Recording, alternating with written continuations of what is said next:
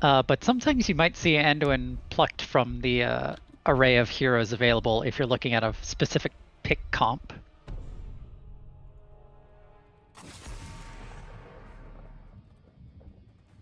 I have been informed by chat that I had not correctly hit the key combination necessary to unmute the both of us, so chat got a couple of extra seconds of StarCraft music. Awesome. Perfect. Yep. All of that analysis is out the window as we get a trifecta of healer bands coming out, which I'm always a big fan of as a healer main, because it means that the very standard healers aren't going to be quite as represented, and I think it's... There's only one healer more standard than those three going on, so I wouldn't be surprised to see him getting picked up, but not getting picked up quite yet as they're going with a Deckard Cain. I have to say, Deckard's a little bit of an unusual pick on BOE specifically.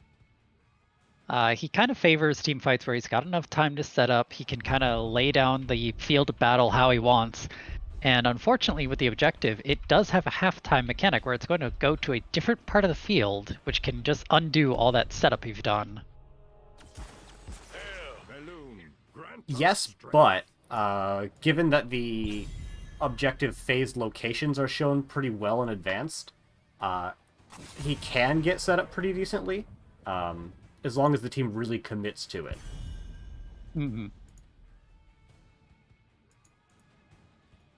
Now I'm going to be adding the webcams onto the draft screen on the fly as it's happening.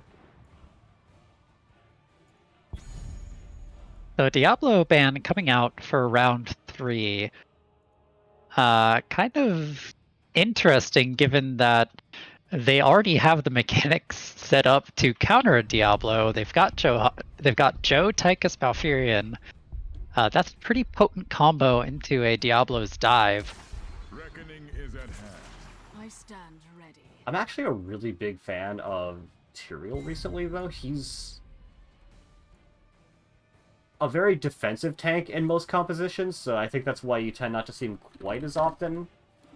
But if you're playing in a defensive composition, he gives you that big defensive cooldown that Deckard Cain doesn't. Although with Vala Liming, they might not be looking at Sanctification. Need a light. With every death comes honor. With honor. Aze and Hanzo coming out on the side of Almost Legends Ruby. And they've got a fairly standard looking comp so far, and I really like it. It's very strong. It does camps, it does macro, it races like heck, and there's a lot of threats over there.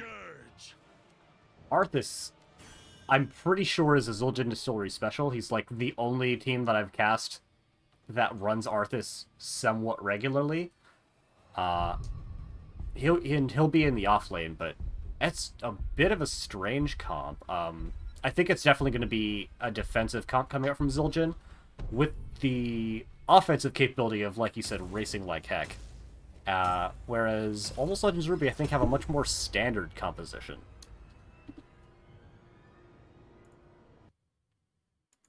Yeah, Zul'jin Distillery definitely have the edge in terms of race, but it's a matter of keeping their race alive and actually being able to control the space enough to do that racing. Li Ming's pretty safe. You can always just kind of throw whatever over a wall and get pretty consistent race, even if you're not getting the most optimal race. But Vala has to be close enough to commit a little bit. And that could be a little tricky into, say, Joe, Hanzo, and Blaze, if they're all just kind of up in the forefront, making a little bit of pressure. True, and Johanna Blaze, as well as being able to put on pressure, they are hard to pop, even for the kind of damage coming out from Zul'jin, where Tychus can bring any tank down at just about the same rate.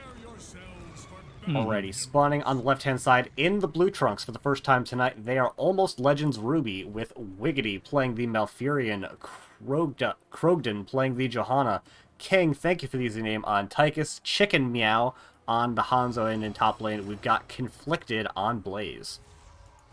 And over on the right side of the map, in the red trunks, we've got Zul'jin Distillery with Ankle Shot on Li Ming, D-Wit on Tyrael, Lead on Deckard, Cowboy Kyle on Arthas and Be Fresh on Vala. Alrighty, as we are wont to do, let's go ahead and check out the level 1s. Blizzard, you did it. You got Ankle Shot to want to take Aether Walker, and that is what we see. It's actually pretty common on this map, though. You go often a couple more Q talents than you normally would for that consistent poke, so not a huge surprise. And we do have the off-lane build coming out from the Arthas. Nothing too surprising from level 1 talents here. New Habit's probably the spiciest one coming out of the... As I'm trying to describe that. Tyrael getting rooted and just mowed down between Tychus and Hanzo damage. Yeah, I was sort of extolling the virtue of how defensive he can be, but that really only comes online after level 10. Before that, any crowd control, and he's a pretty low health tank with not a ton of mobility, and the mobility he has, although good, is slow. Alright, so with that early kill, we do have the attempt at a first camp coming out from Almost Legends, but DeWitt is already back, and Krogan is getting pretty low, but not able to get Tyrael on the point fast enough. They pick up a kill for it, which is probably more worth it than the Mercenary camp, but they'd have rather not lost the Mercenary camp if they could have avoided it. Going ahead and check it out in the top lane real quick. Looks like both Conflicted and Cowboy Kyle are doing the good offlane things, not really hurting the other person, just kind of clearing lanes, and no one's really under pressure, and that's really not what you would expect. You wouldn't expect there to be a lot of pressure in that kind of an offlane matchup. It's not like there's a Thrall or a Malthael with some real damage and kill pressure. No, I don't think either of them has a very big kill pressure on the other. The one thing I'd like to see, though, is I would like to see this Blaze going just full tower siege gremlin. Just keep spamming your fire on the enemy towers, and there's not a lot of counterplay to that coming from Arthas. Yeah, and Arthas, although he is under no threat in top lane, doesn't clear quite as fast as Blaze does. So every time, Blaze can be getting just a little bit of damage. It's, at the moment, just a tiny little bit of damage into the wall, but you know, it can build up over time. But it is the 2.5 Vala being left with this camp over here alone. Vala's fine. She's got lead. Speaking of lead, though, not going into Ruby, going into the Potion of Shielding, following up the Sapphire on 1, which I would consider the very expected talent on level 1. Level 4, I think, is a little bit more contentious there. Zul'jin picking up their camp just a little bit earlier. Almost Legends really wanting to hold it so that it's pushing during the objective, waiting all the way until the 5-second mark. And going in for an extra clear in bottom lane with their main tank, so going to be just that little bit more ahead in XP, but they do take a Mingorm to the face for it. I'm not too sure about holding it that long, but I do like grabbing the extra wave. I agree. And we've got a defensive posture set up here from Almost Legends there. Looking to put damage into the front line. DeWitt, pretty squishy tank again for the time being. And both teams have reasonable poke. So it's going to be a little bit hard for the members of Zul'jin Distillery to push in on this, although they are at a 5v4 now. Yeah, Blaze taking a little bit of time to clear that top camp. That's the trade-off you get for not picking up the attack speed on level 1 and instead going for those new habits. Yeah, and Zul'jin were able to clear that camp very quickly in the bottom lane, so they were just a little bit ahead for that, but now that Blaze is here, he's got that big jet prop, and that is going to lead to a very early kill. Wiggity needs to be a little careful with these orbs. Malfurion does not have enough health to just be eating them like that. Yeah, Almost Legends won the fight, but sort of lost the first half of the war as just too much damage was put out by the Li Ming and Vala. So even though they were down a hero, they were up in combined health, and certainly don't want to lose a trade to a Li Ming. Yeah, unfortunately, due to the objective spawning bottom, they couldn't really chase the enemy team off of the bottom objective without leading them directly into that camp that they had delayed for so long. So they kind of lost the value they got from delaying that long. Big fight over the globes here. Both teams able to disengage. Won a very small amount of value from the side of Almost Legends. I think they picked up more globes there. But really, it didn't cost them anything, but they didn't almost get anything either. And we've got the offlaners both split out, so first Immortal you expect to get some portion of the wall and maybe some fort damage, but really nothing more than that unless a substantial kill is found.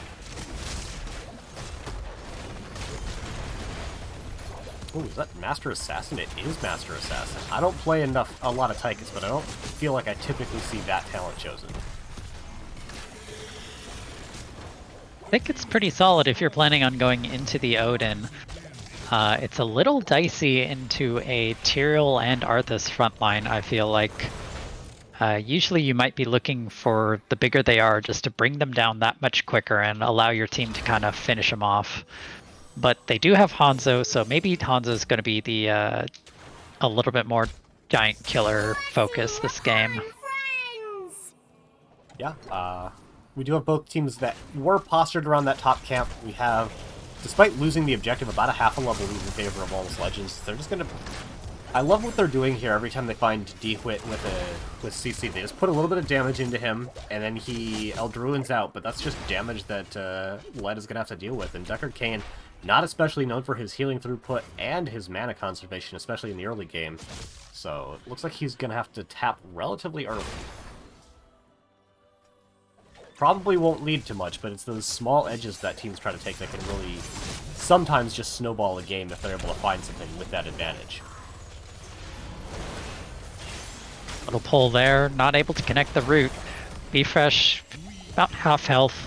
Just little engages like this might be able to give them the edge eventually, but Vala is stacking up her Q damage. Yeah, and we actually just had Hanzo completing his level 1 quest, so going to be a lot more potent on the objectives and in these team fights. We have Almost Legends looking like they might still want to take this camp. Looking for Dewit. If they get level 10s quick enough, I thought they might have ripped a Blessed Shield to try to secure that kill, but it's not quick enough. Which I think pretty good advantage in favor of Zul'jin. They're able to pick up their Bruiser camp a lot quicker than Almost Legends are able to pick up that top camp.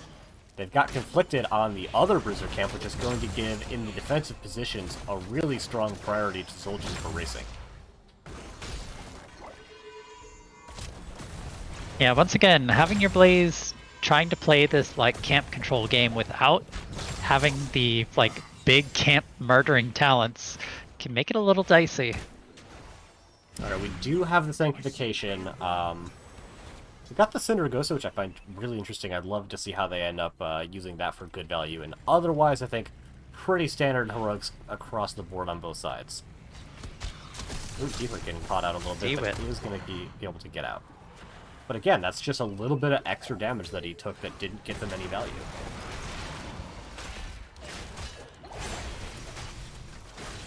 We do have Hanzo on the race now, so it's a 4-person defense, 1-person offense from ALR, and that seems to have been identified. And a huge root from Led is going to find 4.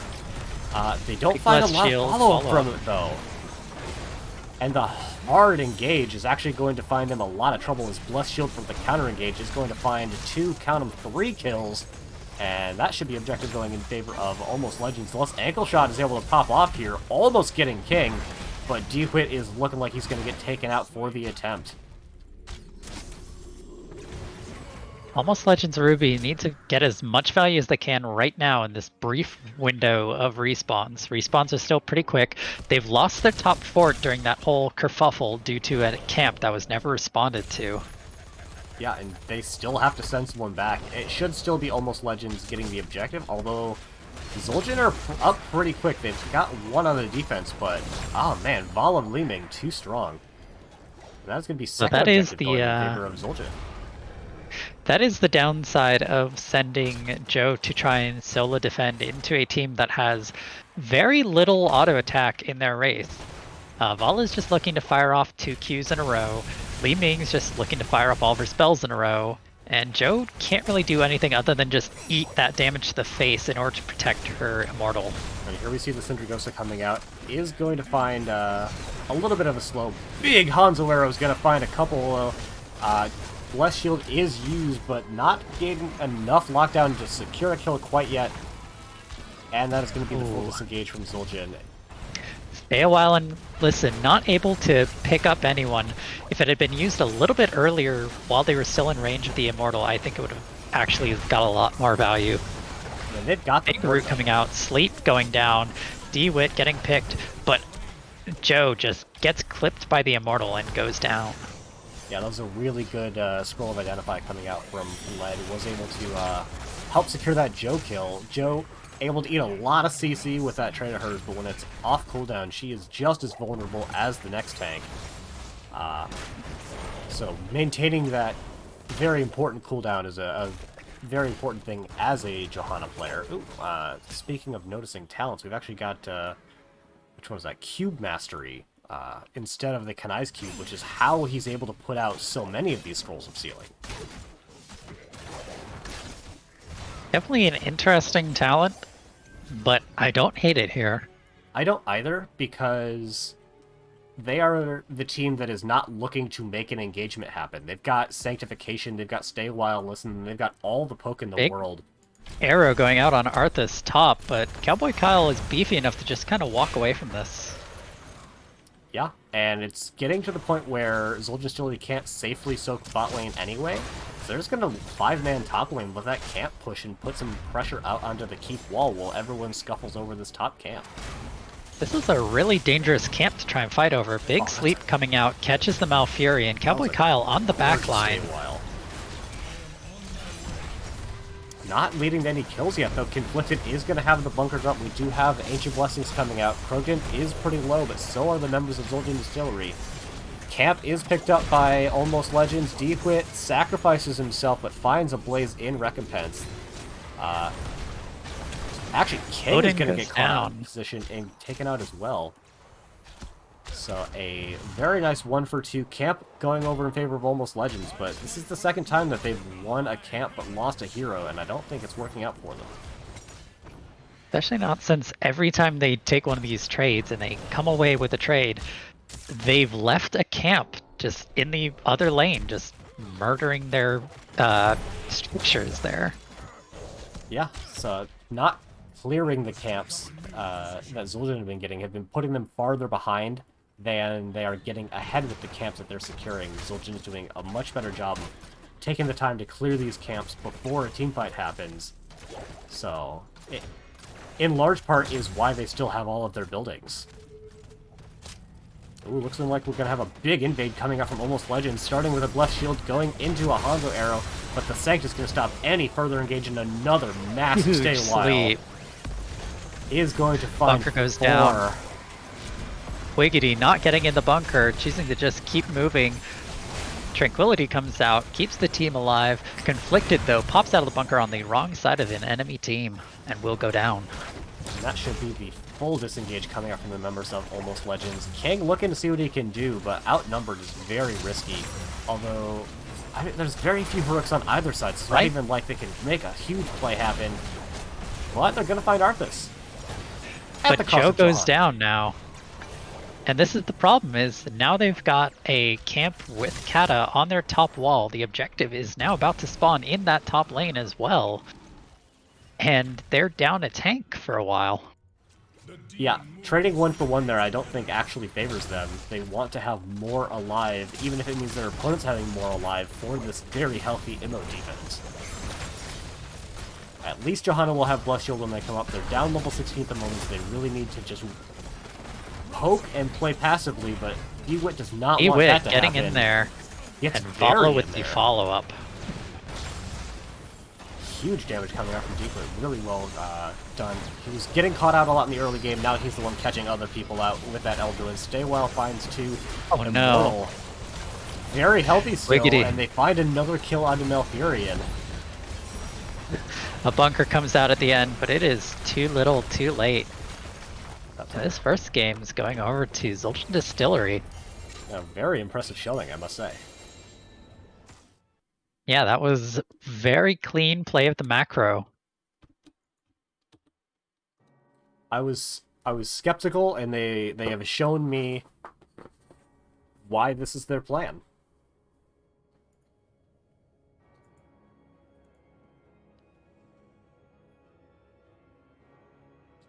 Oh man, looking at the post-screen numbers, at first nothing too much really jumped out at me until I saw the XP differential between Cowboy Kyle and everybody else. Yeah, that's usually that difference wouldn't be that drastic.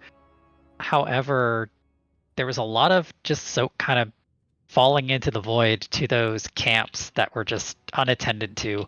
A lot of siege value happening from those, just so much being completely unresponded to, it felt like, until it was just too late.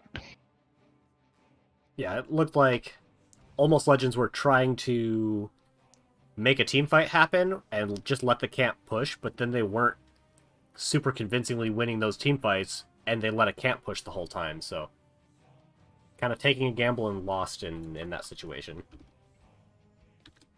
I think they had the tools they needed to win the team fights, but they didn't have the tools they needed to win the macro.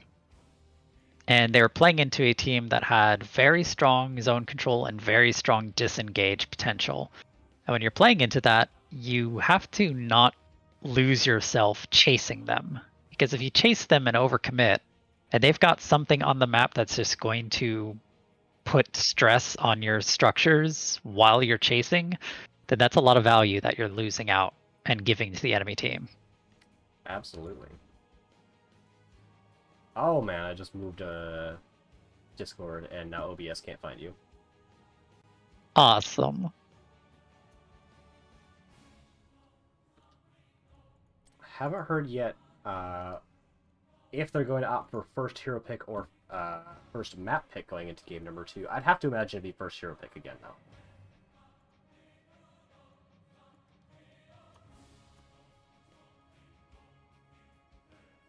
though. Let's see. Who picked game 1 again? Game 1 was chosen by... the map was chosen by Zul'jin. Okay. Oh, nice. There's like a weird block over my face. Well, not over my face, but over my block. Alright, fingers crossed that'll be good enough for now, I think. Ooh, Infernal Shrines are getting back-to-back demons. Yeah, I'm always happy to see this map, because it doesn't always play out the same, but it's also not complicated.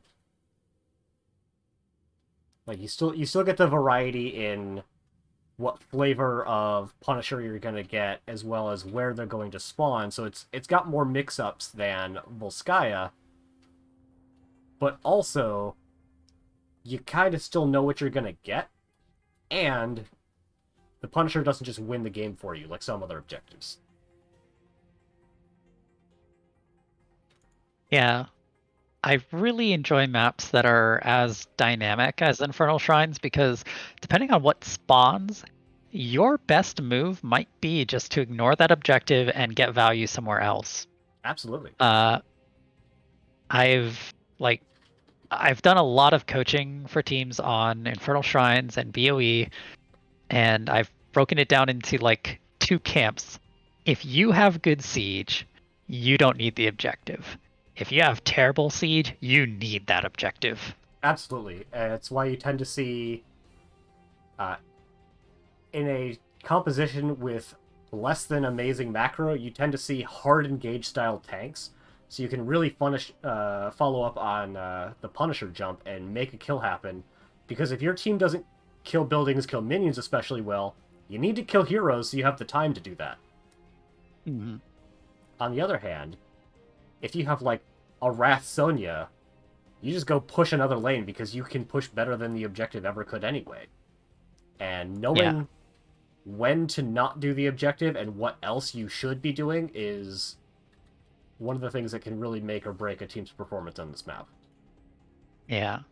Ideally, you do both. You get the objective and you go push. But I mean, that is one of the trade-offs you can all. make here. You can't always have it all. The best strategy is to just go into games expecting the enemy team to play at least as well as you are. I fully agree. I always try to tell my teammates, whether it's a scrim, storm league, or whatever, to just have a certain degree of respect for your opponent's ability to do the same things that your team could do.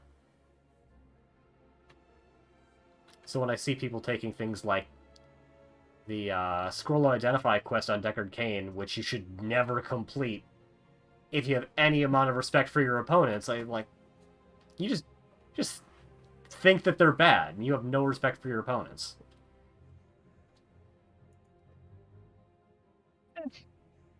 Who knows? Maybe you're playing with Maev. Maev and Scroll of Identify. Whew. That is a spicy combo, and it is very easy to rack up those stacks. I mean, but at that point, why wouldn't you be going Sapphire to better set up the Maev engage?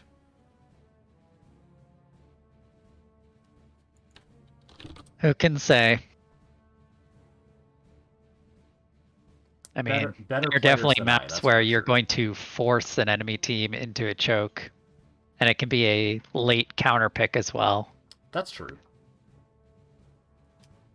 Sometimes people just draft things and they're just not very good into you. But speaking of draft, let's get ready to see where this draft takes us.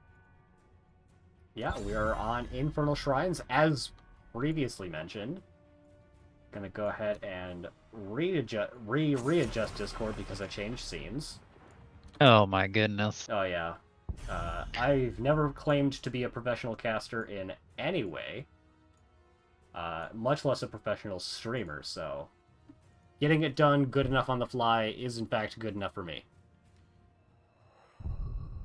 You know, the last time that I co-casted with you was the first time that I co-casted, and I remember not using a camera, and I don't recall this much issue happening technically. So I almost never use a webcam. It's kind of a playoffs only thing for me.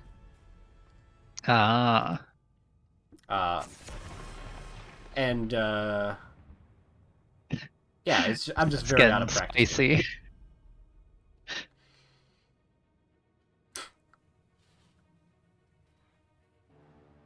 Okay, so Fox, get over it. some early bans. Over on the side of Zul'jin Distillery, we've got Sylvanas and Anduin again. And then over for the side of Almost Legends Ruby, we've got Joe followed by Stukov. The Joe Stukov, pretty normal bans. Anduin, again, another fairly normal ban. Sylvanas, a little probably more pointed for this map. This is one of my favorite maps for Sylvanas because you can either play in another lane or play with the Punisher. She just kind of does it all super well in this map. Yeah, Sylv is a master of all trades on this map. I'm here to help. Mm-hmm. Refreshed this game, opting for a first pick on the Tychus, while Wiggity picking up a Brightwing and King picking up Jaina. I don't know about you, but I just kind of like Tychus currently in almost any game. The enemy team is going to have a tank, almost certainly, so he'll get value there. But as well, he's just kind of a generically good DPS hero. I almost never feel bad slotting a Tychus into a composition. I think he's a very neutral auto attacker. It kind of in the same vein as Cassia. Whereas Cassia is very hard to kill, can do a little bit of everything. Maybe not the best tank killer until late game. Tychus is an exceptional tank killer early, so if you want to play front to back, drafting Tychus early can be very safe. He's got a lot of mobility, very sizable health pool, and just is hard to pin down and finish off. Yeah, but then if you go into Q build starting at 13 and 16, he 1v1s almost everybody, especially squishy targets that think that they can get away from him. But then with the increased range and the slow on his Q, if you start losing a fight against a Tychus, you really lose a fight against Tychus. True. For our final bans, we've got Tyrael coming out from the side of Almost Legends Ruby. I guess they just really didn't want to deal with that again. Despite the fact that I felt like they definitely punished it pretty well. And then over from the side of Zul'jin Distillery, they're banning out Anubarak. Anubarak is probably one of the stronger tanks into a Tychus, so I like that ban. You know, I always say if you're going to lose to a team twice, at least don't let them run the same comp twice, and Tyrael was pretty important to the composition Zul'jin had in the previous game, so even if almost legends are going to go down here, they're going to go down to something different. Fair enough. The light abandons no man. Very interesting draft from the side of Zul'jin Distillery this game. Do I like it? I do like it. Yep. I think I don't love it, but I think they're going to have a very powerful. They've covered almost every base that can be covered with regards to the objective. They have Tychus, so you can't just play a Hogger there. They've got Kael'thas, so you can't just play Asmo and pick up last hits. They've got D.Va, so you can't just sit on the point. They've got Uther, so you can't hang out in the bushes. They've got Blaze. And he just kind of does all those other things previously mentioned a little bit less pointedly than all the rest of their team. But as far as their cohesive value, I'm not super sure, but they should be able to get these objectives, if nothing else on this map. I mean, they've got the D.Va for it. S. Vega, thank you so much for the 5 gift sub. I really appreciate it. And we're going to go and hide the faces now. As we go on into the games lobby. I find the Kira pick super interesting. I almost never want a Kira on my team when the other team already has an Uther. Yeah, I'm not a huge fan of Kira into Uther in general. I think you can get a lot of the same value from just almost any other hero right now. Alrighty, spawning on the left-hand side in the blue trunks, looking to bring it to a 1-1. They are almost Legends Ruby with King playing the Jaina, Krogden playing the Varian, Conflicted on the Dahaka, Chicken Meow on Kira, and Wiggity playing the Brightwing. Once again, on the right side of the map, in the red corner, we've got Zul'jin Distillery with Lead on Uther, D-Wit on Blaze, Ankle-Shot on Kael'thas, Cowboy Kyle on D.Va, and Be Fresh on Tychus. Thank you, Irby, for the 5 gifted subs as well. That is way too kind, and you're an incredibly handsome individual. I appreciate it. Big stun coming out from D-Wit. Is going to get himself in a bit of trouble as Conflicted finds the tongue. A lot of damage goes out onto both sides, but probably no kills going out yet. Chicken Meow and Wiggity getting very low with bombs on them. Unfortunately, doesn't get the kill. Cowboy Kyle now in trouble as D.Va, and is able to sneak out with just less than 100 health. That is the most aggressive 30 seconds of Heroes of the Storm I've seen that didn't lead to a kill. Indeed. Alrighty, now that that's calmed down just a little bit, we've got people getting into the rotation. Krogden is playing very aggressive for a level 1 Varian, although with the Kira they have a lot more kill pressure and engage than you typically see in the 4-man. So really trying to leverage the fact that they've got a melee assassin on their team early, which will only get stronger at level 4. Well, they've essentially got 2 melee assassins and a mage. So I think they kind of want to leverage that early aggression here. They've got a melee assassin and a glorified minion. I have no respect for Varian before level 4. He does have that buffed Lion's Maw level 1 talent though, so maybe he's just really wanting those stacks. The one thing that they don't have compared to their opponents is particularly good wave clear. Kira is pretty decent, but she's no Kael'thas or even Tychus, I would say. So really looking to saying Kira is decent on wave clear is gratuitous. I mean, the Q is pretty good. But the Q's alright. The rest of her kit not so much. The fact that yeah, and the problem is that Q isn't going to hit an entire wave. They do have the Jaina, but that's kind of an every other wave kind of clear, with the Blizzard especially, which is allowing Zul'jin to set up, and they've already taken the bot camp, although they're looking to take theirs against the level 4 Varians, so... Big damage. Kira very low. Chicken is going to get the spin out of there, and B-Fresh is in a lot of danger. Does get the heal by Lead, but is going to get slowed and maybe taken out. Conflicted dug in and is going to find the kill there. And the camp this time, instead of trading out a kill for a camp, they're going to pick up both at the cost of only some top soak. So even though it looked like that engage was entirely like just almost Legends Ruby, kind of just rolling over them, that is a 5v4 engage, and it took them a very long time to find those kills in a kind of ideal choke.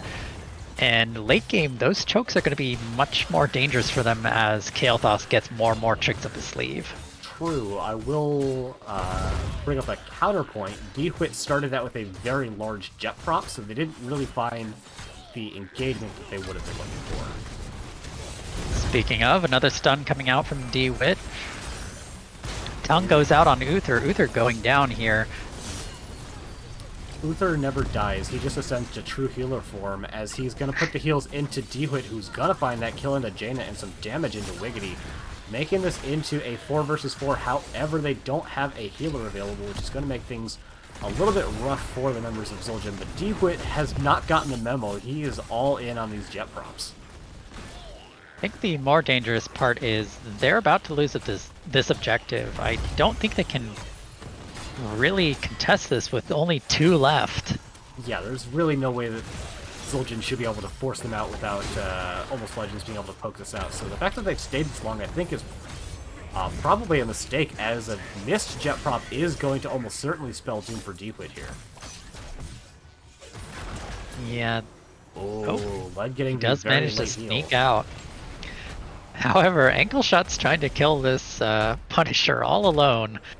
Little dangerous lifestyle for Kael'thas. Yeah, especially with the rest of the... I was going to say the rest of the team rotating in, but that's actually not the case. It's really only Krogden in here very alone right now, accompanied only by this Khazra camp that he picked up earlier with the team. I think taunting the Kael'thas would have actually killed him just from the Punisher just slapping him more. Possibly, as he barely above 3 digits worth of hit points there. More importantly, though, we find Zul'jin's story lacking by a full level in XP, as the opponents were pushing top lane the whole time. They got the whole mid wall, as well as being up by 2 kills. So a very good position for Almost Legends going into the next part of the laning phase, and looking to be hitting 10 before the next objective.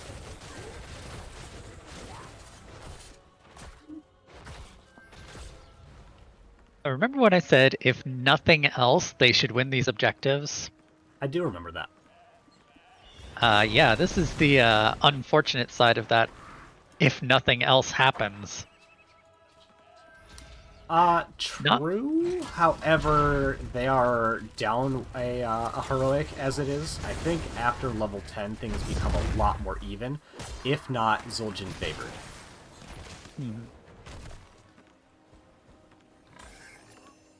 Looking like they might be trying to make a fight happen before level 10, as their opponents are still at a half-level advantage in that regard, but gonna give up that bottom camp, just gonna take theirs, and maybe try to get some nice clear into mid, force their opponents off soak, but Wiggity's already there to pick it up.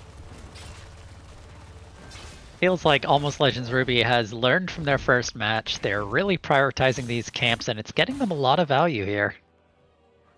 It is, and they're importantly not giving up soak for it. I see a lot of teams will rotate out of lane to pick up camps, but then miss 3 times as much soak that they gain from the camp. We got the level 10s online. Varian hasn't decided yet. We've actually got the Unrelenting Strikes coming out from Kira. Generally considered a pretty weak heroic until level 20, at which point it becomes bonkers strong. But it's very easily interruptible. There's a lot of things on the side of Zul'jin that can make it just a dead weight button. I think it's a very underrated talent even early. It's just a matter of it has to come out either on the perfect engage or after a lot of buttons have come out. And that's kind of the more patient a Kira player you have on your team, the more value you're going to get out of that Unrelenting Strikes. Continuing on the train of interesting heroics, I think both Divine Storm and Bunny Hop are pretty interesting. Bunny Hop might actually make a ton of sense with as much frontline as we see from Almost Legends. And I Does guess give kind of Diva the an same can be- unstoppable. That's true. I guess the same can be said of Divine Storm, but oh man, it's hard to give up Divine Shield, in my opinion. Ooh. Some bush parties happening over on this side. Yep. Krogden smartly throwing a Q into that bush, scouting out the entire enemy team. Yep, declining the invitation for the Bush Party, as it were. We do still have Dahaka in top lane, but he's Dahaka, so he can be here whenever. But that's a very quick 10 Shrine Minions in favor of Zul'jin. Yeah, this is the big value of Kael'thas, is you throw a Living Bomb, you throw a Q, and it just gets a massive stack. A lot of ults coming out. Chicken Meow getting pretty low, Conflicted pretty low. D.Va running around, huge Frost ring coming from Jaina, and everyone in the bunker, everyone out of the bunker. Conflicted sure dragging the that is D.Va not what bomb out. Conflicted meant to do there. Gonna take I a don't ton know, of it damage. seemed fairly deliberate. It's so much damage to him, but I guess it's taking it off the rest of the team. A lot of That damage opens going up out the- on both sides. Big Divine Storm Wiggity is in a lot gonna of secure the trouble. kill onto Wiggity. And Cowboy Kyle Mech, goes down from a stray Q shot from Jaina. Tychus going down, and Chicken Meow now in danger zone as John Cena takes the field. Yeah, and there's no one to jump it right now, as Very still on the opponent side of the wall, as they're just both still esportsing here over this mid objective. You've already won the objective, guys. And John Cena gonna find the assist onto Dahaka there. Nicely done, John. And a big part of that, I feel, was just the fact that they were on the point so much faster. They were at one point 17-1 in Shrine Minions, so even though teams fought pretty much evenly, the result ended up being in favor of Zul'jin. So there's that unrelenting strikes. Unfortunately not able to get a kill there, but that's when you can see it uninterrupted. John Cena, however, turning the tide once more, and Be Fresh just spraying and praying and mowing down the enemy team. Yeah, their CC train is a 1.5 miles long, and when you add John Cena into it for both the follow-up CC and extra damage, helping him to secure those 2 additional kills, it's going to lead to an invade onto this Khazar camp. The big saving grace was the Dahaka that Almost Legends had split out for that whole time, double soaking mid-top, so doing what they can to stay in the game from the XP front, but now they find themselves in a half-level deficit instead of a surplus. Yeah, Zul'jin Distillery taking the time to just set up earlier for that objective as opposed to the first objective where they got there pretty late really made the difference here. Yeah, it is so much harder to push into these points because every single spot is a choke point. Once again setting up bush parties, although with as far They're to looking the for left, something, but yeah, with as far I don't know pushed what out they're as the looking lanes are, I for. don't know that they can find anything. I think they're sniffing out this Brightwing and they're going to be looking for it. They responded a bit late, but they do have the blink heal to get on out of there, and with the assist from the team for a blink target, gonna get on out of there. That's just a little bit of giving up XP for Zul'jin. Unrelenting strikes getting quickly interrupted as the Unstop gets the Tychus out, but unfortunately the Tychus gets caught out by the rest of the team's CC. Yeah, that is 100% a kill that doesn't happen if you have Divine Shield. Don't at me, lead. We do have D.Va had just been staying in the top lane the whole time. I think Dahaka hadn't dug. He's just been rotating mid-top, even though he is tissue regen and not enhanced agility. This mid-fort has not fallen, and I think that's a huge shame that is about to be rectified. Thank you. A problem that is quickly solved. Yeah, I prefer a more proactive approach to my forts, but, you know, I'll take what I can get from the teams here. Camp getting picked up by Zul'jin Distillery. We have now the return bush party attempt coming out from Almost Legends, so they have just the variant, but everyone fanned out in a position to try to make a follow-up happen. Notices that DeWitt is very not alone and decides better trying to make an engage happen on an even talent tier 5v5.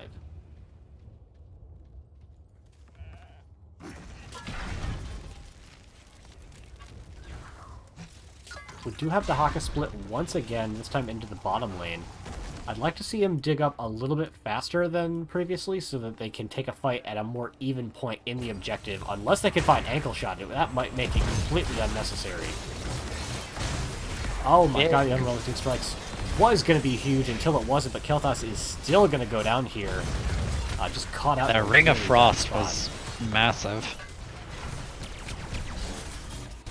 Chicken Meow taking just a little bit of damage from that Diva Bomb, and a taunt is going to go out onto Uther, and he's the next to fall here. And almost Legends have firm control of this objective point. Cowboy Cal going to get taken out.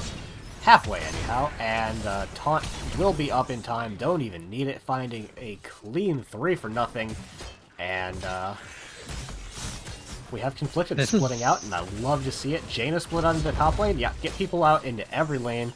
Soak it up. You have the objective locked down. Now just lock the other lanes down as well. Yeah, this is a very dangerous point for the side of Zoltan Distillery. This is the first frozen Punisher of the game. It's going to go right down that mid lane onto that keep. And then we're going to have a real threat of core damage after that. Yeah, and there is no Unstoppable available for jumping the Punisher. There isn't any real way for Almost Legends to make an engagement happen, I don't believe, unless they can get this sidewall down very quick. You see the pings coming out. That means Blizzard isn't going to be available for it. That's true. I almost forget that he has a cleanse sometimes because I'm always taking Guardians of the Ancient Kings. It's just such a strong talent to give up even for a cleanse. Oh my goodness. I mean, I would argue that there are more cases where 50 armor saves you from a CC train than a cleanse does. Cleanse, yes, but this is an unstoppable, and that is a very important distinction to make. I mean, I suppose you're correct. I used the generic term for the old cleanse talent, which did give the same unstoppable effect, not the... Yeah. Yeah. But now not every unstoppable is a cleanse, and not every cleanse is an well, every unstoppable is a cleanse, but not every cleanse is an unstoppable. True. Brightwing and Malfurion jump out as frontrunners in that category.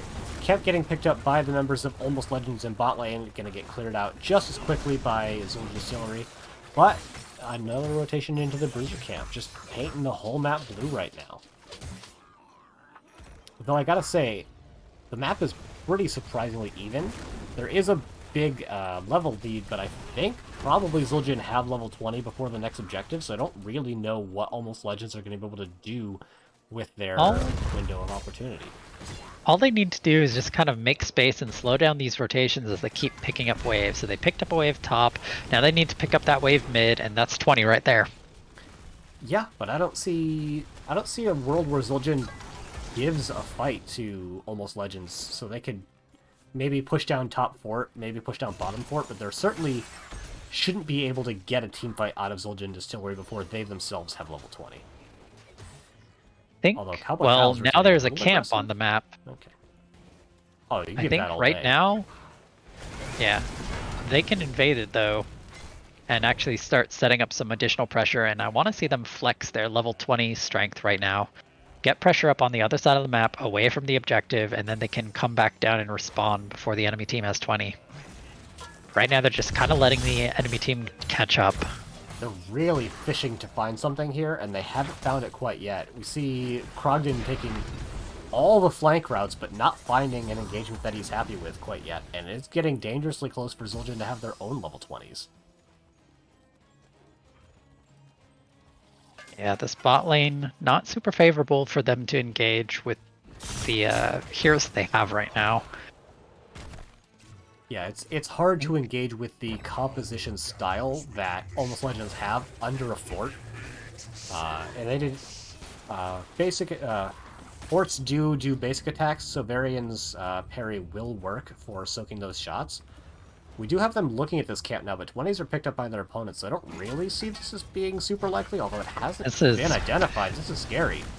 This is what I wanted to see one level ago, but Led steps out, almost goes down, gets out, Bunker comes out.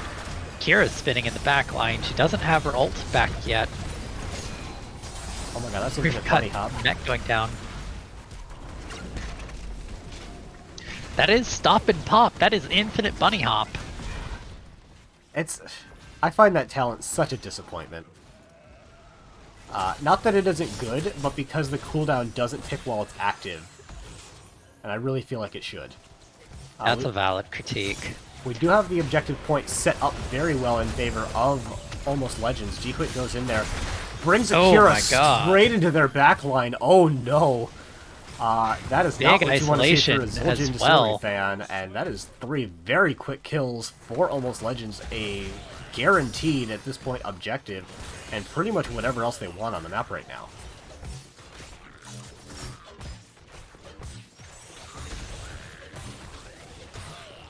I don't know if they need this objective. I'd just say screw it and just shove it down mid. They've got a whole 40 seconds before the enemy team arrives. They've got Jaina. Jaina's a lot of siege. Especially since she's got Ice Fury Wand and Stormfront. Like, that's a lot of Blizzard damage coming out. Yeah, I definitely feel that they could have done more. They took 2 camps, which is nice. And they got the objective, which is also nice. And they took another camp. All things that are good. However, there's a very strong possibility they could have just won the game outright. And now it's only 10 seconds until all of Zul'jin Distillery are up. Yeah, there's a full health, almost Punisher coming in. But that's something they can work against. They're definitely giving Zul'jin Distillery time to get back into this game. Yeah, not following up on the first Punisher jump means that it's going to get taken out relatively quickly. They're still looking for an engage to happen. Hera being abandoned in the middle of nowhere from that unstoppable. Yeah, so they lost mid keep, they lost bottom keep, and the Immortal is getting pretty low at this point, and now it's just a pretty even team fight coming in. D.Va is popping and locking for a good little bit, but mostly it just buys space, but the huge Cold Snap is going to find the root and secure the kill onto D.Va. B-Fresh is getting taken up very low. Bunker is going to save Lead and G-Quit for the time being, but only just barely, and with those 2 kills, I think we're going to find ourselves in a game number 3. Yeah, unfortunately, letting all those camps actually get to the core, that's not how you come back in the game. I mean, I don't disagree, but it was always going to be a hard defense. They had a lot going against them there. For sure. Like they were... Yeah, it was always just going to be a really tough defense. I'm not sure that it... I'm sure that it could have been made, but the lines are thin. Yeah, I think the line I would have taken would have been send Kael'thas to drop a couple bombs, throw down a Q, and just clear that mid lane as quickly as possible. That way, you know you're going to give up that mid keep as soon as the camps show up. You know you're going to lose that bot keep. You just let them die and just defend on core. Yeah. But you have to clear everything behind the enemy team before you can make that core defense. Yeah, I think the play might have been Flame Strike, because you got the range, so you can do it very safely. Maybe drop Phoenix there, and then just come back for the bot keep defense area. That might be enough. If not to save mid keep, stall it out long enough that they can have the time to make the defense. Yeah, like I don't see a world in which they don't lose both mid and bot keep there, but that's how it goes sometimes. Mm-hmm. Really back and forth game, though. Definitely.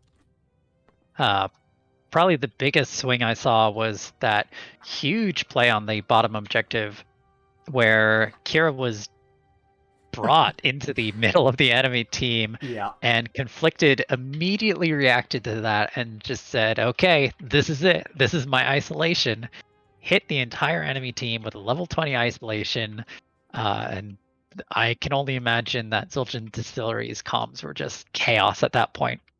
Yeah, that's the equivalent of having the opponent's D.Va, exploding D.Va bomb playmade into your team.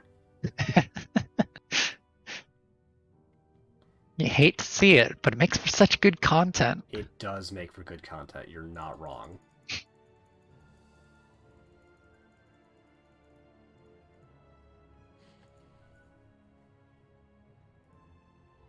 See if we can find out what's going down for game number 3.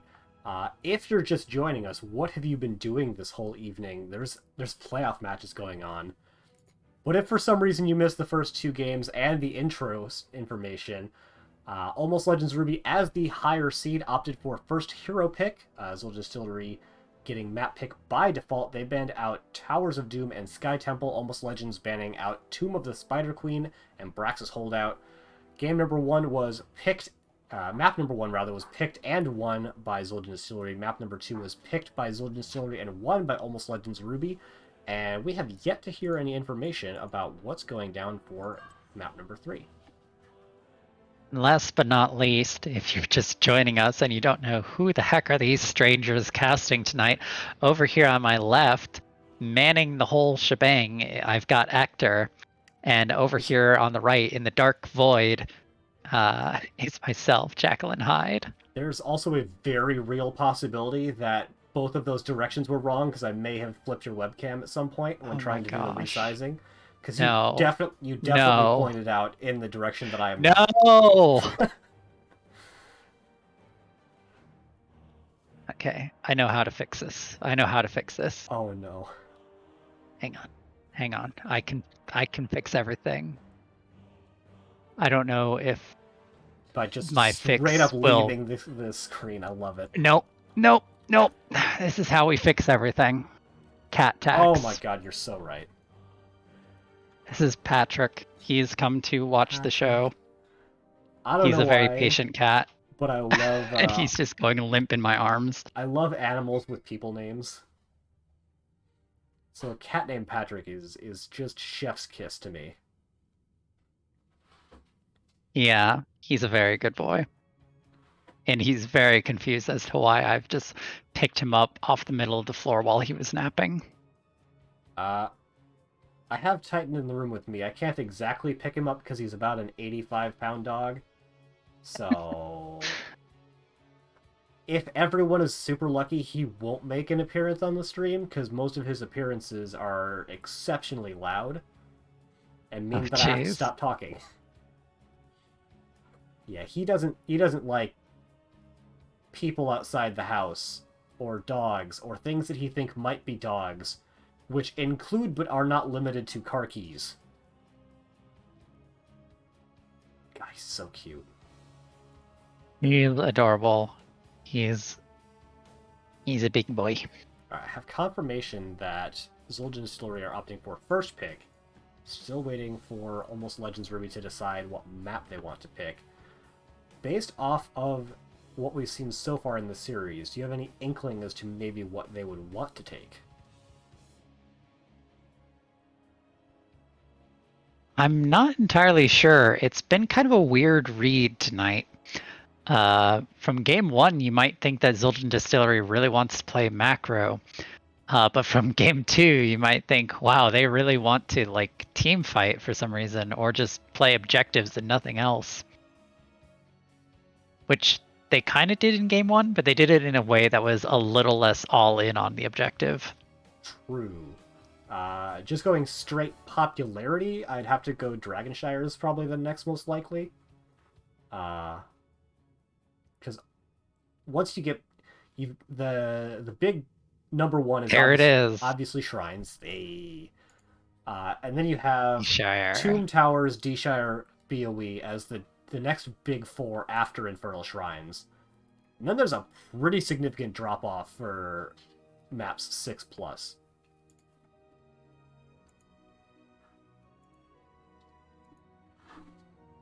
Oh no. He's laying out on my lap and he tried to shake his head and he just like concussed himself repeatedly against my desk. Animal skulls, I'm pretty sure, are just stronger than human skulls, because I've definitely seen my dogs hit themselves on various things in ways that would make me think that I'd be unconscious if I did the same. He's now trying to hide his face underneath my keyboard, so...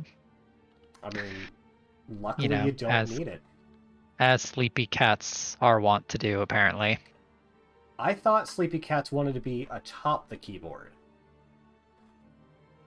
Well, I tried to pick him up one more time, and he said, nope, I'm done, and just sloughed right out of my hands. Fickle as Turned to cats liquid ever and off he are. went.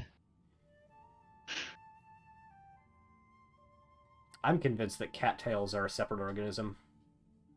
They have a symbiotic relationship with the rest of the cats, but the tail is definitely a separate creature. Oop, there's Titan. You can maybe see him a little bit in the background there. Dragonshire. That Well, looked a good either call on the extremely D-Shire. painful or feeling really good cracking your neck like that. Alright, bring us into the draft screen, which still has cameras, but for some reason mine is flipped. It's entirely possible that it might have been both. That's fair. I've definitely experienced that. Alright, for the first time tonight, Zildjian Distillery have first hero pick. Not that they've been banning necessarily the meta heroes anyway, so it's not like they need to substantially change up their their ban strategy, but maybe they could change up their actual draft strategy a bit. They have not shown the most conventional comps, and although I think we're still in a Rhaegar meta, it is not a entirely Rhaegar meta for the healers, which I don't think we've seen picked or banned in either game so far. But like you said before, when you're like, don't let the enemy team play the same thing if you've just lost.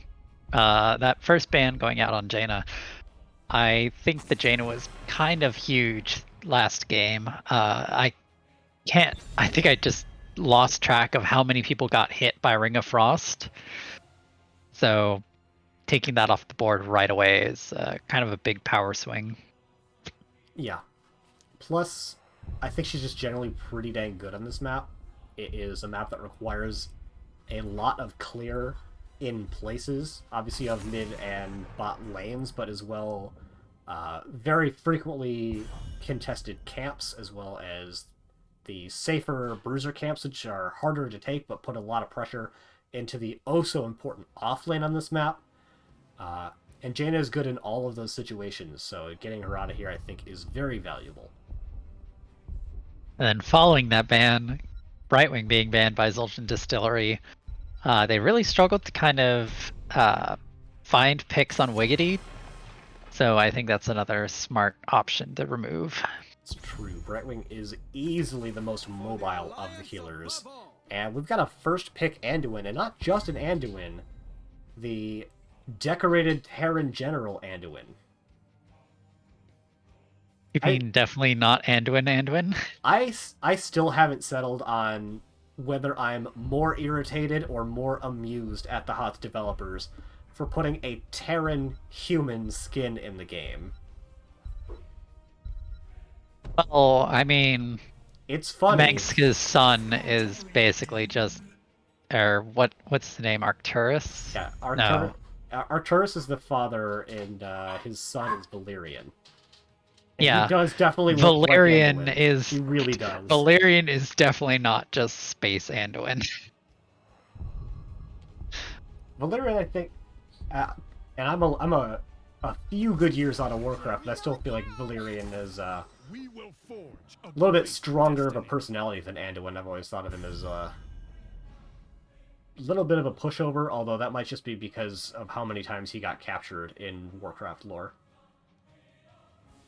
I think once he's grown up, and especially after actually igniting the sword and all that, I think he's definitely enough of a personality. Anyways, as far There's as a these draft drafts happening. there is a draft happening. It's only playoffs, Yeah. nothing too important. I do always love a Rhaegar ban on this map. He's so centralizing in the top lane that just getting him out of here both makes your team in a better position, as well as it makes them do something a little bit more normal. Lucio... I think you mean a Rexar ban? What did I say? Rhaegar. Ah, Pretty man, sure you did. I always mix those two up. And Same. only I in the was very only in the confused. one way though. I only say Rhaegar when I mean Rexar. I don't think I've ever said Rexar when I meant Rhaegar. To be fair, though, a Rhaegar in your off lane, that's a pretty spicy draft, too. I'm pretty sure I've seen it. Majesty, tell me if that's true. Varian getting picked up by iwth. He has been playing the main tanks, so expecting to see a taunt variant here. They could pull something a little bit spicy out and have Cowboy Kyle pick up a different tank and then swap after the draft is over, but I don't know if I really expect to see that, as I think the rest of the comp works with a taunt variant already. My blades are yours. Well, now that we're seeing a Sonya and Greymane being picked up to round out the team, I think it's definitely a main tank variant. Main Meanwhile, tank on the side of criminals Almost Legends Ruby, we've got Li Ming, Phoenix, Dahaka, and Nubarak. Dahaka and Anub are both very powerful on this map, just in general. Phoenix, a little bit more unconventional to see picked here in the 4-man, but can be a force to be reckoned with indeed. This is a map where you can play kind of a 1-3-1 combo, and Phoenix can definitely just kind of solo and do his own thing while his team is rotating the camps and coming back and forth. I love the Uther pickup. The Lucio ban really showing sort of what Zul'jin Distillery are looking to do with their varying comp. Not that varying comps are particularly deep and complex, multi-layered most of the time. It's taunt and kill them. And Lucio's pretty good at stopping that because the timing of high five works out very nicely for the timing of taunt, but Uther does something pretty similar, especially if they go into that D-Shield, which I fully expect to see this game. Yeah, I think D-Shield definitely the big pickup here. They've already got plenty of stuns and space to be created between the Anubarak and the Taka and Uther's just normal Hammer of Justice. That the D-Shield is just what they need. They just need to make sure that their Li Ming stays up and that their Phoenix stays up long enough to get reset value. Absolutely. Alrighty, spawning on the left-hand side in the blue trunks, looking to close it out in a 2-1 fashion. They are Almost Legends Ruby with King playing the Ming. We've got Chicken Meow playing Phoenix, Krogden playing the Anubarak, Wiggity on the Uther, and we've got Conflicted on the top lane playing Dahaka. On the right-hand side, in the red corner, we've got Zul'jin Distillery with Be Fresh on Greymane, iwth on Varian, Lead on Anduin, Ankle Shot on Chromie, and Cowboy Kyle on Sonya. 4, 3, 2. As we're always wont to do. Level 1 talents. The battle begins. Nothing I think especially noteworthy coming out quite yet. I do want to point out Lead not opting to run with Scissors. I'm extremely disappointed in you. You should know better. Beetle build coming out from the Nubarak. Q build coming out I think is a little bit unusual from the Uther. Normally as main healer you'll see him going into the W build. Sometimes into the auto attack. I think Q I feel like has mostly fallen out of favor outside of the increasingly rare tank Uther comps. I think Beetle build is actually kind of strange into this team. They've got a lot of instances of damage, so I think just taking the W build, just fully committing to Carapace could get a lot of value. They are probably looking to pick up some Beetle blockage value from the Chromie, but once she gets to 18, that's not going to really be a thing anymore. I don't disagree, but at the same time, I find it a little hard to play for level 18 on this map especially. It can be pretty snowbally in a lot of cases. So going with whatever they think is going to help them win early might be their best strategy. Yeah.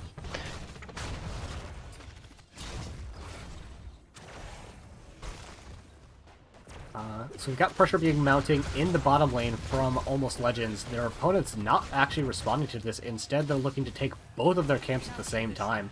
So if they don't respond, they're going to lose the entirety of this front wall. Maybe they can get some value out of those camps. Certainly the Bruiser camp is valuable, but I feel like the siege is just going to get cleared.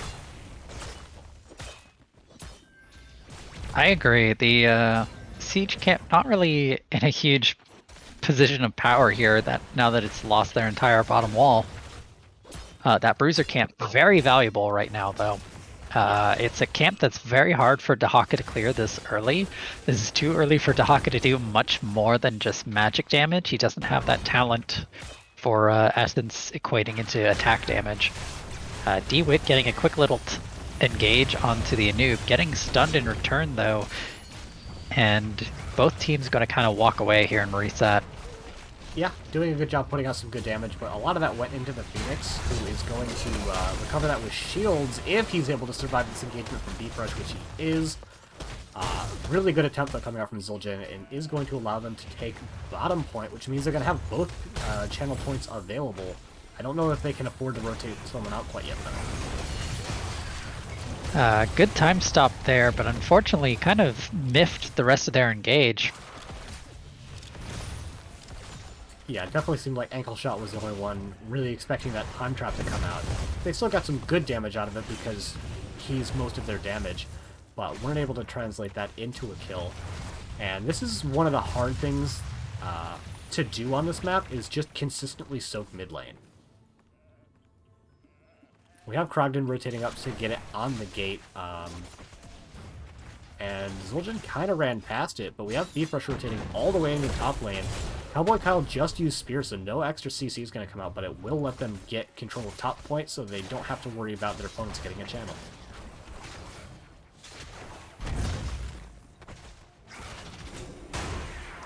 Looks like Bfresh kind of hanging around, clearing that last wave there.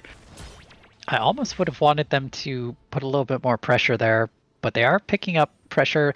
They're looking for the mid cap. They managed to get it right before the Leeming interrupts. I'm so surprised. I saw King was on a minimap there. I figured there was no way that was going to get channeled, but really nicely done.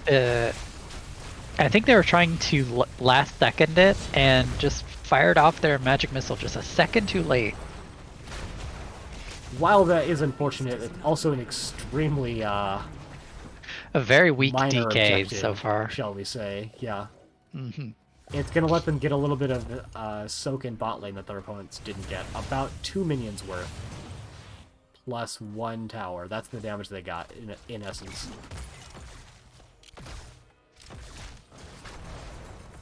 On the whole, though, both teams still very close in XP. No kills getting traded out quite yet. We have the hard engage onto this bottom camp, but since they have the Dahaka, they can make this into a 5v at any point, so... I think at about... oh yeah, using the Chromie vision to scout it out, but really not going to be able to... Dahaka is looking to get away from the Sonya.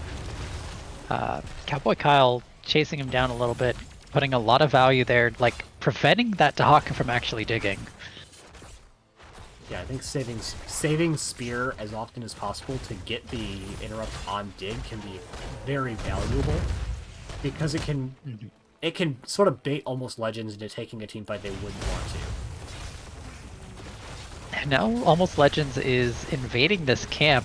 Anub'arak just making so much space here, but a ton of damage going into Phoenix. Phoenix able to blink out. Krogden now in trouble. The slowing sands just slowing their entire team. Uther goes down. Dahaka's digging in though. See if they can turn this around in any way. Deepwit is going to turn around and find Anub'arak and find very late dig. They did get 1 kill out onto the Greymane, which is nice, but that whole time Sonya's just been putting big damage into the top lane.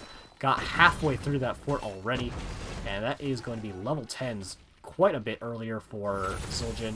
Probably can't do anything with it, but they're already up by 2 bodies, so they don't really need any more than that right now. I think they probably didn't need to commit as hard to that camp, but they definitely got the value where they wanted it. Which they? Zul'jin Distillery. I mean, yeah. They took such a convincing 4v4 that even when it became a 5v4, they still came out on top. Conflicted getting a good interrupt there in mid, allowing the rest of the team to get control over bottom point, and really only trading out in essence, so nicely done by them. Looking for an engagement into chicken now. They find the taunt and the root, but the turn engage is going to be pretty big for Almost Legends, finding a lot of damage into Deepwit, but looking like they cannot secure the kill quite yet. God, Phoenix blinking out at just no health at all. This is the part where it's very scary to be Phoenix or Leeming right now. Yeah. Anytime that Sonya disappears from the minimap, it's a huge threat. Leeming getting taunted, not able to quite go down there, but DeWitt's fully healthy. Shield wall protects him from all that damage. Ooh, big damage going into lead there, just hitting an errant orb as well as the disintegrate. We do have Dahaka taking that top point now. Sonya will not actually try to contest that in the slightest. Is going to fight him on the point now, but no real opportunity for Almost Legends to try to make a DK happen. Cowboy might need to leap out here. They're getting pretty low. Yeah, Vigity in the bot lane, Managed to though, get out. also getting low, is going to survive the go for the throat engage and does get turned around and blown up by the Anubarak. And now Deepwit is in a rough spot. Anduin pull already used, and I think Deepwit's going to be the next ball here, especially with Anduin being put in that Anduin and Cocoon. And Anduin's going to go down, probably. Krogden getting very low. Ankle Shot doing what he can to just kind of stall here. Cowboy Kyle is losing in the top lane, is going to get caught by Tongue and killed 1v1, had the leap available but didn't use it early enough. And that will certainly be objective going over in favor of Almost Legends. Looking to pick up this camp first, however. I feel like Almost Legends is Flame cleanses. unwilling. Pardon me. DK pushing through the mid lane. They do have the healer inside, so once Zul'jin do pick up their own level 13, they maybe could try to push past it, as basically all of the defensive cooldowns are currently in the Dragon Knight, as well as the rest of them being just still on cooldown. Alright, apparently we're going NPR ASMR mode because I just lost my voice. Oh man. Hopefully you'll be able to find it back and sooner rather than later, not just for the sake of this cast, but just in general. Yeah. Bottom port is going to go down, and it looks like mid port is likely to go down, is going to go down. Not that the rest of the team is rotated out here to make sure of it. Blue team has destroyed a fort. As I was trying to say before, it feels like Zul'jin Distillery is almost unwilling to give an inch to gain a mile in this game. Like, there's a lot of these fights that I'm seeing where if they give up the camp, or if they give up a kill, and just wait a second, oh, big engage going on to the Dahaka, huge stun combo, Stasis goes out, Conflicted gets out, the leap misses, is Conflicted going to live? That is so much of a commitment to get no kills. That was not only the leap, which is obviously a big cooldown, but they also committed the light bomb, as well as they just had 4 people in top lane effectively not do anything. Is going to allow their opponents to get the Bruiser camp in the bottom lane, engage on their opponent's siege camp, which they cannot try to contest in any way. There's big value getting picked up on the rest of the map. And also, we do have the shield breaker coming in now from the very end, going to make any engagement happen onto a Nubarak or Phoenix much more consistent. A big push coming down through the bottom lane. 4 people pushing in. We have the Sonya trying to take their own Bruiser camp, but Conflicted has rotated in now as well, really trying to push down this bottom keep. There goes the Cocoon onto the very end, but it gets cleared out very quickly. Phoenix Ult comes out, doesn't really find a ton of value, but they have bought so much space with just that extra body that they're really threatening this bottom keep now. Varian getting pulled out beyond the fort. And unfortunately, Phoenix is the first one to go down here. A really clean counter engage there. Yeah, Cowboy Kyle coming out with a massive leap. I think finding all 5 members of Almost Legends. That was a 5-man leap indeed. Yeah, and that's about what they needed. Still being down that level 16. Almost nothing less than that would have led to a kill there. They're going to pick up their 16s in the mid lane and the bottom lane as their opponents are taking their own Bruiser camp now. You got 2 people rotated into top to make sure they can clear that before they get any more pressure onto that fort. And I like this play coming up from Zul'jin, not opting to take the objective immediately because they couldn't get both. So they just walk in, do a little bit of damage, take out the entirety of bottom wall.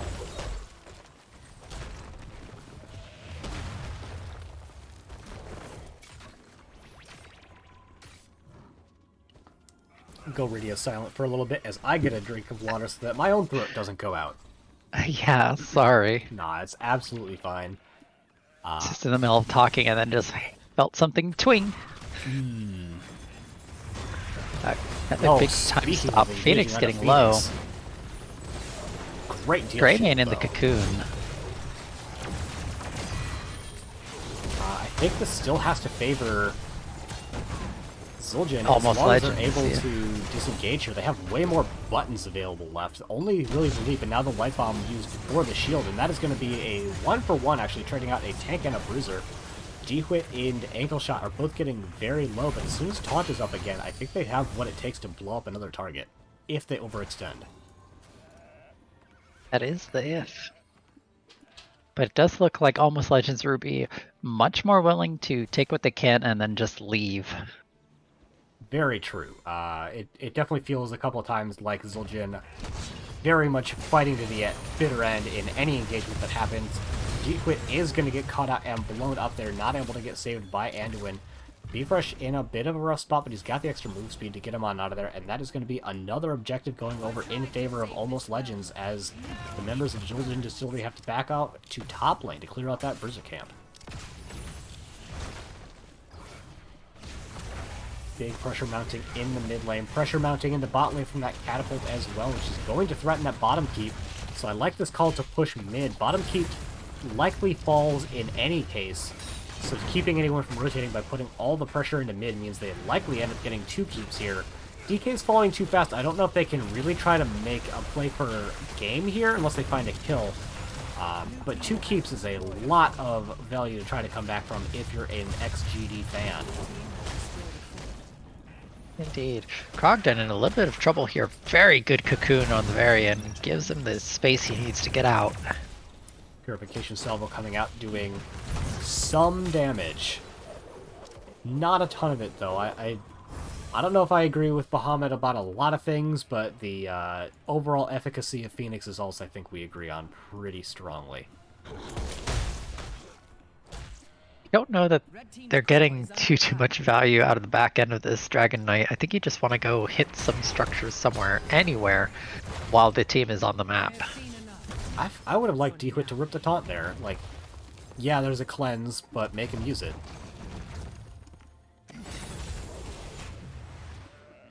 Oh man, I think I smell pasta sauce cooking in the kitchen. I'm so hungry now.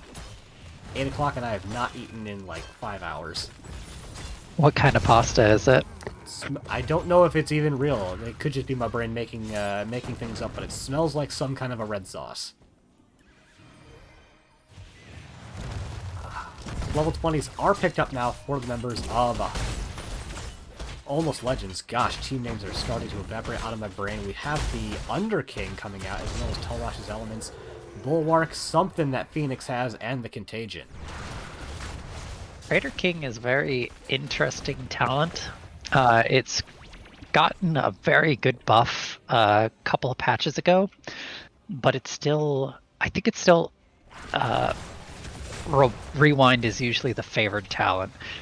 Getting an extra shield, getting an extra 2 stuns is a pretty big deal, and sometimes worth giving up 75 armor and 10% health. Yeah, 4 stuns is I would say in a lot of cases more than twice as good as 2 stuns, as we have a big push coming out onto the bottom lane here. We find a taunt engage, which is followed up by the raid boss core. Leap is going to find the back line. A lot of pressure going out. The shielding is gone on the core, but I don't know how much longer the members of Almost Legends can stick around here, as another stun is going to get blocked by the Divine Shield there, and they're able to use that parlay into a reverse kill into the Greymane. But I think this is going to be Almost Legends having to retreat, and Zul'jin backing up to the safety of their core as well, as they lost in excess of 40% on that push. Yeah. There was a moment there where I was hoping that the Chromie would pop that trap and just time stop that anew as he tried to dig out. But it didn't happen. And so now Zul'jin have to kind of scramble here and look for some value somewhere on the map. They're kind of showing all over in the mid lane though, so it might be a little tricky to actually pick up this kill top. But Phoenix, way overcommitting here. Yeah, he's in a spot, but you know, at the same time, so is Dewit. Chicken Meow is kind of able to walk away. Just missed timing the Light Bomb leap engage. They do find a kill for it, but they give up the Sonya as well. Unfortunate. Yeah, just missed timing that combo a little bit Would have given Sonya a very big shield, so could have survived a little bit longer, maybe made this into a more even fight. But with all the pressure mounting, they actually have to have their Greymane back, clearing in the bottom lane, so Almost Legends know they've got a man advantage here. Ankle shot in a lot of trouble here versus them leaving. DeWitt also getting super low, and King's just running down and cleaning up shop here. Yeah, DeWitt's going to survive exactly that long, as Krogden is going to clean up that kill. Bfresh is going to be the next to be cleared up, and that looks like game to me. yeah, I'm a big fan of the missing King of Stormwind, but a 1v3 core defender he is not, and that is going to be the 2-1 victory for Almost Legends Ruby. Yeah. Fortunately for the side of Zul'jin Distillery, I think some of those time stops kind of serve to benefit their opponent more than them. I think if you're going to time stop your enemy tank, you either need to have a means of killing that tank instantly, or you need to have a way of consistently engaging past them in that blank space. And a noob is not something that you want to really engage past when you've got a bunch of linear damage in the form of Chromie. Yeah, and Uther, although his healing numbers are tiny, his ability to stop people from dying is gigantic. The cleanses and the divine shields were very on point, making sure that they could have people consistently surviving the very linear engage style coming out from Zul'jin Distillery. Yeah. Outside of Leap, Zul'jin Distillery doesn't have that much with regards to a non-linear approach to an engage. So it's kind of hard for Leap them can to... be pretty linear if you see the Sonya coming, though. So I mean, yeah, but it's a big if. I'll grant you that. Your Sonya can jump over the front line, can flank around to the side. There's a lot more mobility that she has that Varian doesn't have, because you can, like, Varian has to go directly from point A to point B. Sonya can, like, sneak around to the side, go over a wall, that kind of stuff. I don't remember who the captain is. I feel bad about that. Oh no.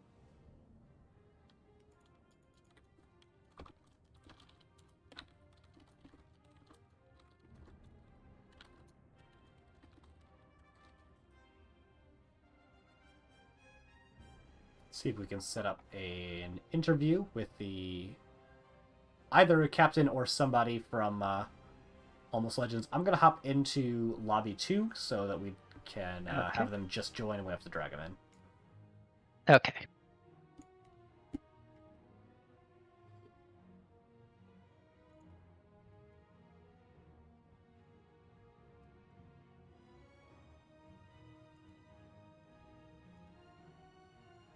I'm also gonna hide the webcam for a little bit because it is now all messed up.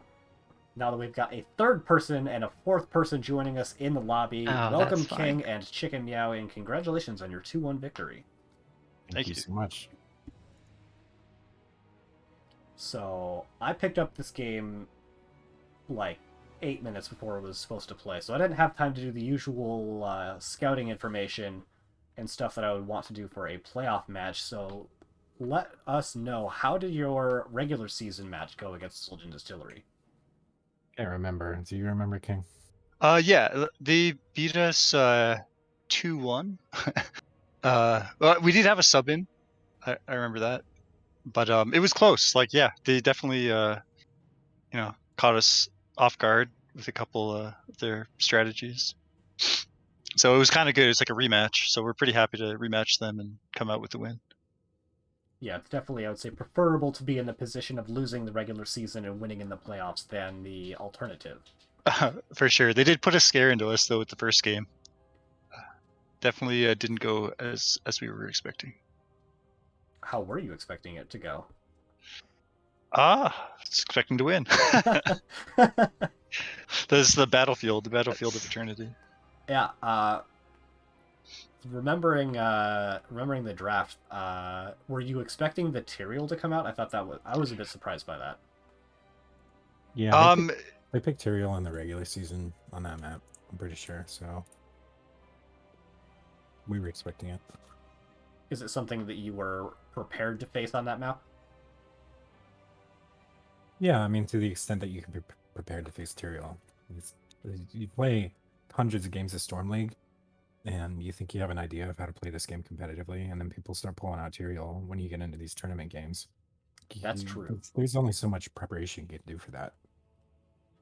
And that's why scrims are so important. You can get people doing things that work outside of Storm League. Yeah, we definitely felt the camps in that first game too. Like they had really good timing on their camps, and they seem to always be. They just seem to be like a little bit ahead of us in that. Like our camp would die and their camp would be pushing, especially up top. It just cleared out our fort and was pushing our wall. I think we probably gave up an objective to try to clear that camp finally. Yeah, there were a lot of times where it looked like you had made the call. All right, we're gonna let the camp push in X lane. We're gonna try and make a team fight happen. In the meantime, except then the team fights weren't going in your favor either. So it was kind of like in game number 1, it felt like you were losing a little bit on all fronts until eventually it just got too much, and they took that first game. We were just too team fight hungry. Like looking at the game in retrospect, when you draft Tychus, it kind of puts you on this power trip where you're hungry for team fights because you know Tychus can just rip down any front line in the game. It doesn't matter who it is. But when that front line's standing in Sanctification, it doesn't really work out that well. So we were Then you got the team lead fight that. punished. So going into map number 2, Infernal Shrines, you were first hero pick again, and I think you opened with the Jaina, I believe. I think it was Jaina Brightwing. Mm-hmm. Yeah, we just wanted to get people kind of back on, some comfortable picks for the second match, and they had. I don't know. I felt this that they had been doing a pretty good job of like banning out and taking some of our, some of the stuff that we were looking for on some of those maps. So, yeah, As instead I of recall, waiting. their first ban was Sylvanas, which was like just a a total slap in the face. Like if you look at our regular season record, I think we played Sylvanas in 90 or 95% of the games we played in the regular season. Wow. It's also one of our best maps, so Yeah, we thought it was just a map ban because she is very strong on Infernal Shrines. She just kind of does everything, but good to know it was also a huge target ban for you.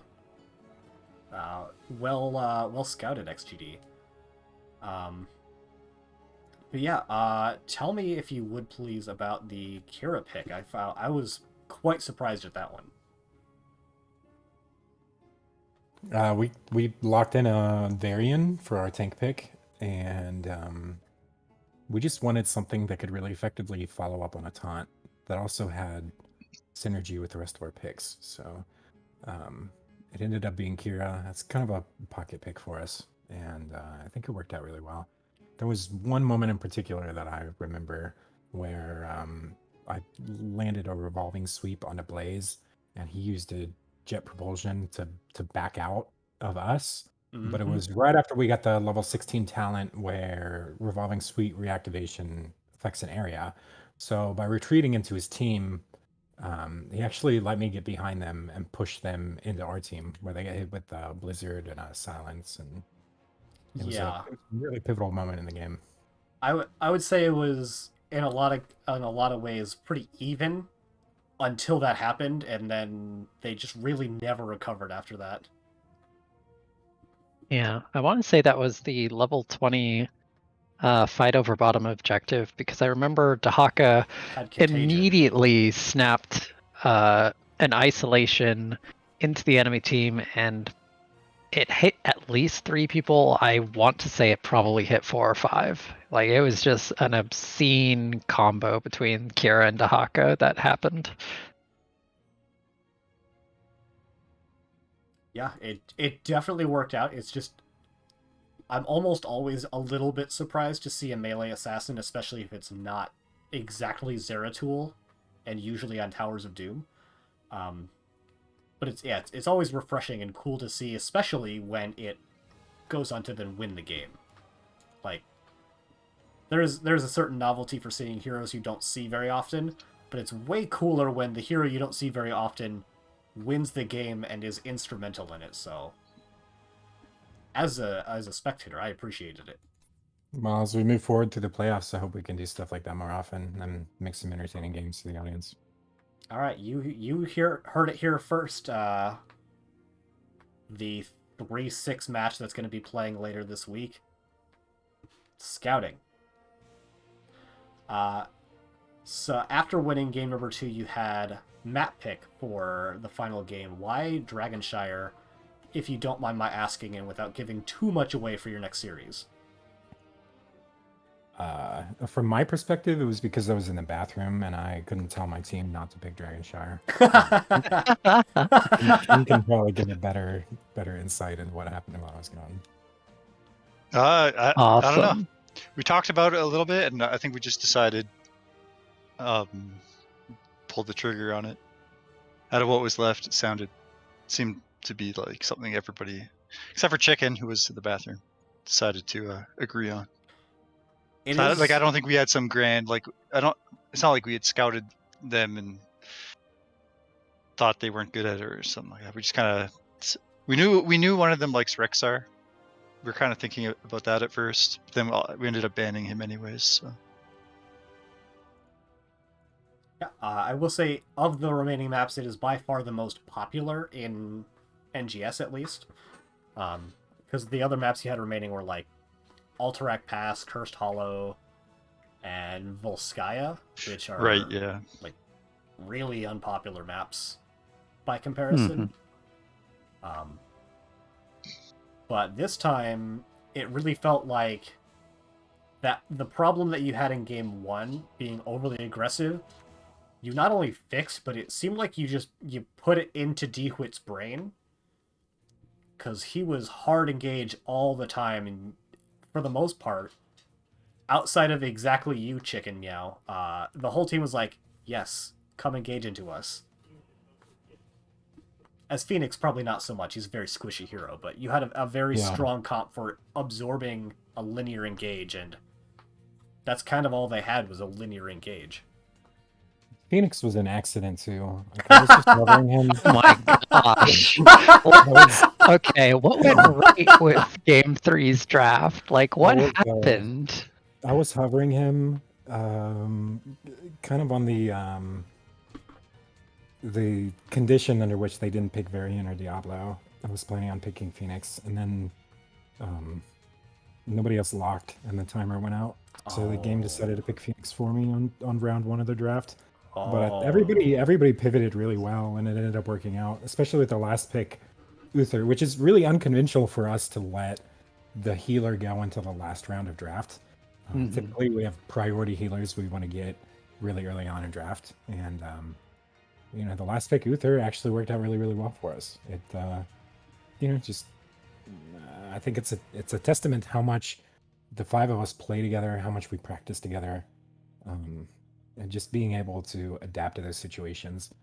There are nights where you play Storm League for 4 or 5 hours together as a team, or you go, to a scrim and you play 5 or 6 games, and people are drinking and going AFK, going to the bathroom, whatever, and so everybody might not be there for every round of the draft to participate fully, and you learn to adapt to stuff like that. So it's just a testament to how much we play together as a team. I do feel like you got away. You did your teleport when you had like 1% health, maybe 3 or 4 times. Very true. Yeah. Usually it doesn't work out in your favor. I feel like it's like that very last second teleport. If you watch the replay, I'm pretty sure it happened like 3 or 4 times. It was over and over. We were just watching Phoenix. Oh, Phoenix is low. Phoenix is out with 1 HP. Goodbye. Yeah. Just Survivor. not quite enough CC overlap coming out from XGD. Otherwise, you could have been very easily called a feeder with as many times as you got caught out that game. But luckily, it worked out for the most part. And as on a personal level, as a healer main, I find that super interesting that you rarely let healer go through last. I often want to pick my healer against what the enemy team is doing. Though, to be fair, I do mostly do duos in Storm League. I don't have a full 5-stack a lot of the time, so I find it very valuable to respond to the enemy team more than pick with my team in a lot of cases. I think our philosophy comes down to there are 3 or 4 healers who are good on every map in the game, every matchup, and it's also the smallest pool of potential heroes to pick. So if those 3 or 4 priority picks get banned or picked before it's your turn to pick, then you're going to be playing something suboptimal. Whereas like for ranged melee assassin, you have the largest pool of heroes to pick from to respond to and try to counter picks on the enemy team. So that's kind of where we're coming from with that. Fair.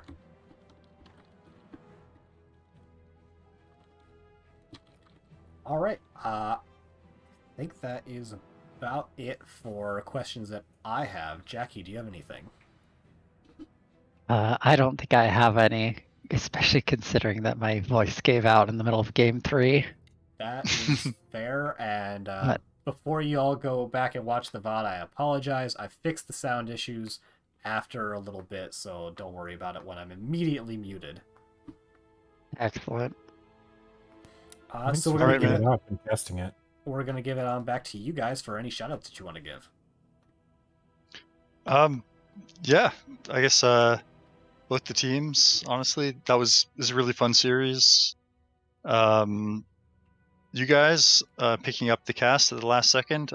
I honestly felt like we were going into this and not going to get casted, so we were all super happy to have someone pick it up. Kind of makes it all that much more exciting. Yeah, playoff games shouldn't go uncasted if possible, and I had the time. How about you, Chicken? Anything to add? No, just the subs, Cue Ball and Rat Bass Toad. Very instrumental in getting us through the regular season before the playoffs. So thank you to you guys. You know, you don't get to be in the spotlight very much during the playoffs because the starters play. So. All right, very cool. Thank you both for joining us. Congratulations once again on your 2-0 victory, and good luck in the rest of your playoff season. Thank Thanks. you.